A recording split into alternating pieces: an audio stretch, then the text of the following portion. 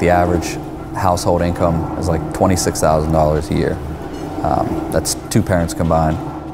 Everybody worked in the mills, and times have changed. The mills are all gone.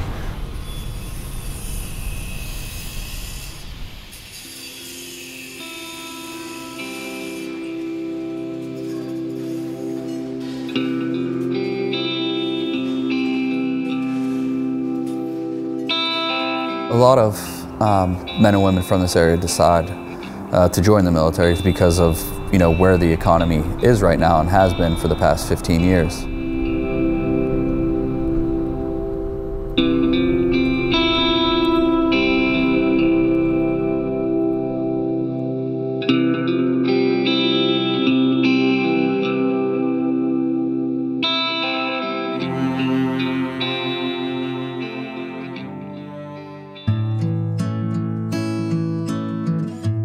It's About the Warrior was a foundation that was started by a guy named Steve Monteleone. It was just a very grassroots thing with a couple of us guys trying to get together to help veterans. We assist post 9/11 veterans in the tri-state area, Western PA, Eastern Ohio, and Northern West Virginia. And really our main goal is to empower these veterans and lead them to a successful life. I got involved with It's About the Warrior about 4 or 5 years ago when they got started. I met John Malecki through Rich Johns. In talking with John, I said, man, I need to get these two together. How can I help, or how can I do anything? And he's like, well, I mean, what do you think about doing some classes and stuff to teach some skills, maybe do anything that could subtly help anyone dealing with the trauma of service.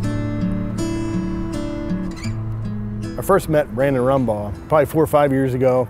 Became really good friends and said, hey, look, you have a story to tell.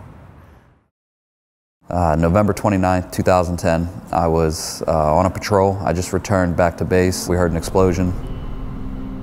Threw my gear on and grabbed a stretcher and ran down to the blast site. Got about 15 feet away from him, stepped on a secondary IED, then ended up taking my left leg below the knee, right leg at the hip. I was 23 years old, had lost a significant portion of my body. That's when I, met Steve about a year later, and we started to talk about the things that I had been through. He told me about It's About the Warrior Foundation and what they were trying to accomplish, and basically told me that if I ever needed anything, they would be there for me. One of the issues that we face a lot with veterans returning home is the fact that they don't want to ask for help, or not necessarily that they don't want to, they don't know how to, or they don't understand what that actually means.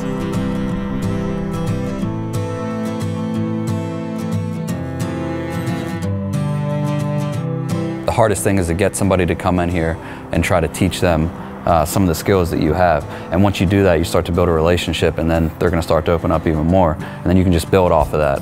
And really, if you can get through that first stage in the process, you're going to be able to change somebody's life. And that's really, what the goal is with this. A lot of the guys, they have all this combat carnage in their mind, and they're trying to acclimate themselves back to civilian life. Well, what a better way to keep them occupied by doing some kind of trade. I'm hoping that by showing Brandon, any little bit of how to weld or create something is going to just light a spark under him. I think he's made it his life goal and mission to help others. Getting over that fear and just, saying, you know what, I'm just going to try this today. Regardless of how it goes, I can at least say that I've done it and then build off of that every single day. So just think about if I came back tomorrow and we did the same thing tomorrow, and then we did it for 5 days straight, I'd probably own his company in a week and a half. The way that I look at it, and it took me a while to realize this, but when somebody offers, hey, like John, let me bring you in the shop and teach you how to weld. When you think about the bigger picture, he's actually trying to get me into the shop to build that relationship and to build something more than that. And it's going to be more than just about learning how to weld. It's going to be about learning to trust somebody again. If you find the courage to at least try, eventually you're going to try it again, and then you're going to try it again, and then you're going to not give up until you actually succeed and get to your goal. And that's really the whole focus behind it.